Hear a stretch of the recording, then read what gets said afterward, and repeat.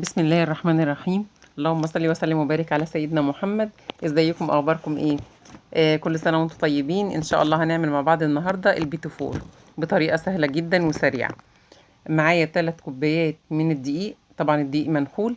الكوبايه دي مقاسها 125 جرام من الدقيق، يعني الثلاث كوبايات 375 جرام.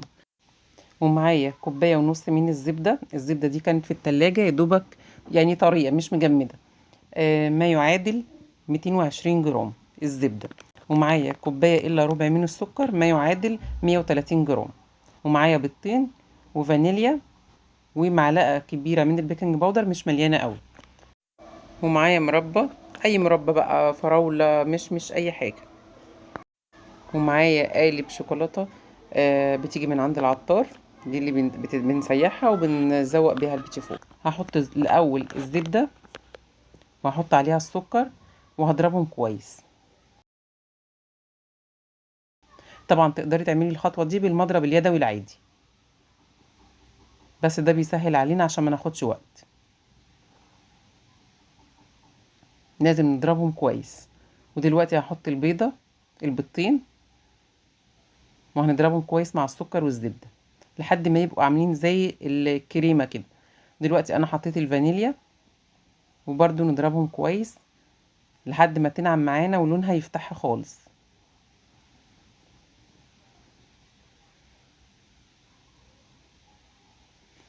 تحسوا انها بقت هشة كده. رشة صغيرة جدا من الملح بتعدل الطعم وبتخلي الحاجة كويسة.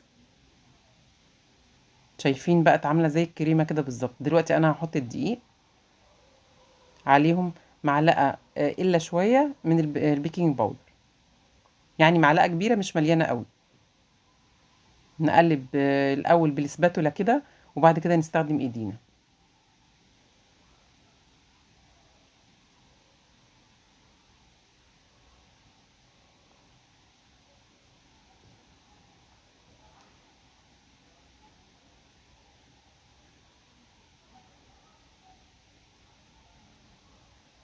ما نعجنش البيتيفور يا جماعة، مش بيتعجن خالص، هو بيتقلب بس لحد ما تختفي كل السوائل اللي فيه. بيتقلب كده بالظبط زي ما انتوا شايفين، مش بيتعجن أبدا عشان ما تنشفش منك.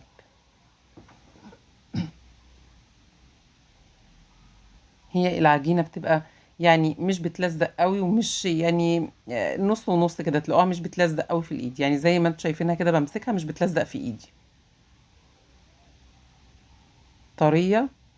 تقدري تحطيها في قرطاس او تقدري تحطيها في المكنة بتاعة البيتوفور، تستخدميها زي ما انت عايزة. انا هسهل عليكم النهاردة وهنعملها في القرطاس.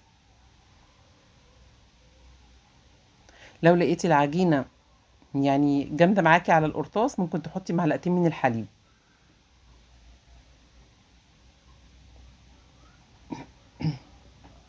نختار بقى الرسمة اللي احنا عايزينها ونشكل زي ما انتوا شايفين كده بالظبط. تنزل معانا بكل سهولة على شكل وردات كده او اي شكل انت تحبيه. الاشكال كتير في الحاجات دي. نسيب مسافة بسيطة كده بين كل واحدة والتانية. والصاج ما بيدهنش، هو مش بيلزق، ما تقلقوش خالص، هو مش بيلزق. هندخله على درجة حرارة 170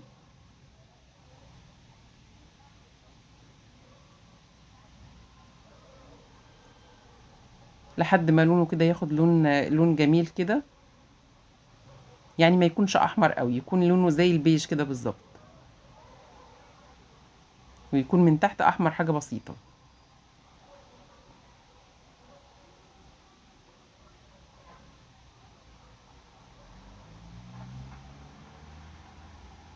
حسب كل فرن، يعني انا حطيته 25 دقيقة وكان مستوي كويس جدا.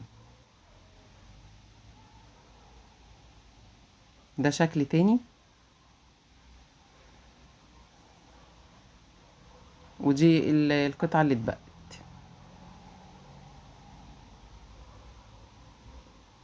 دلوقتي هو طلع من الفرن، شكله جميل جدا وهش وزي الفل.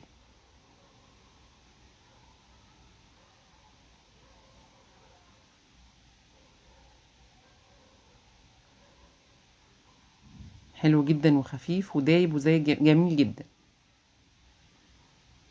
معايا بقى للتزيين شوكولاتة فرماسيل بني، شوكولاتة فرماسيل ملونة، مربى جوز الهند، يعني اي حاجة عندك ممكن تزوقي بيها.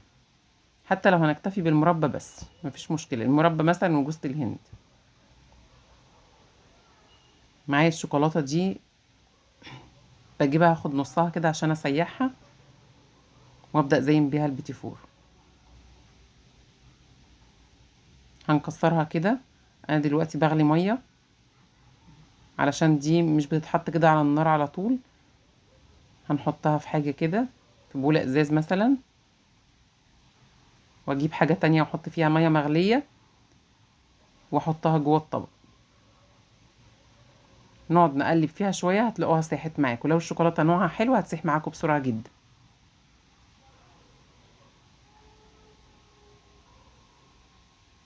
لو حسيتوا انها لسه جامدة ممكن تحطوا الطبق وهي فيه كده بالظبط على نار هادية جدا على البوتاجاز، هتلاقوها فكت معاكم بسرعة جدا. حطيت معلقة زيت عشان تزود اللمعة بتاعتها. ونبدأ نشكل بقى البيتي فور، نسيبه يبرد الأول وبعدين نشكله. ناخد قطع صغيرة كده من المربى، أي مربى أي نوع بقى، مربى فراولة، مربى تين، مش أي حاجة،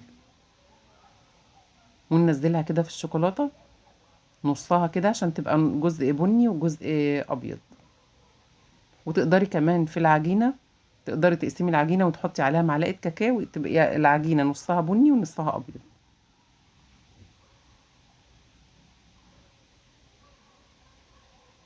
التشكيل ده بقى على حسب ذوقك انت، تقدري تعملي أي أشكال أي حاجة انت عايزاها.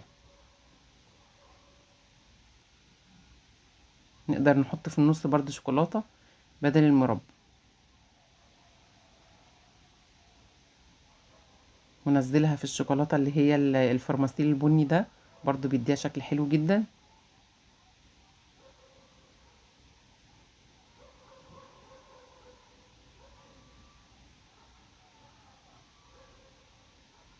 وده برضو شكله جميل جدا.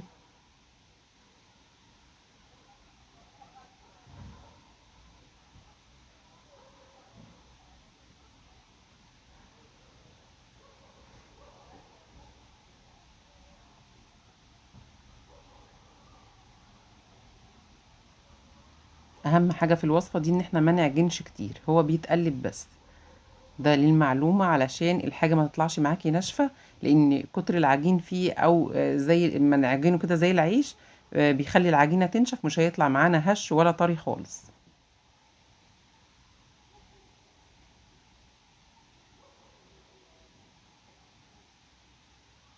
ودي كانت وصفتنا للبيتي فور.